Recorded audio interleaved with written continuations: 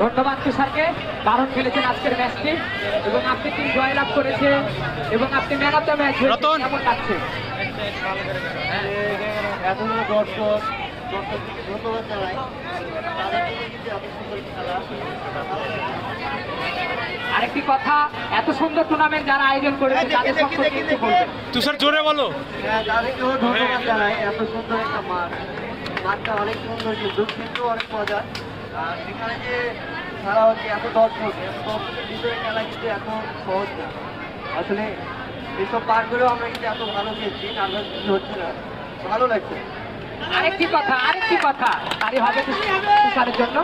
আরেকটি কথা, অনেকে চায় আপনারা ফাইনাল খেলবেন, কেমন লাগবে ফাইনাল খেললে? আসলে ভালো লাগবে, অনুভূতিটা অন্যরকম। আর সকল দর্শকের দোয়া চাই যেন আমরা ফাইনালে যাই। ধন্যবাদ তুষারকে, তার জন্য একটা হাততালি। ধন্যবাদ সকলকে। দ্বিতীয় খেলা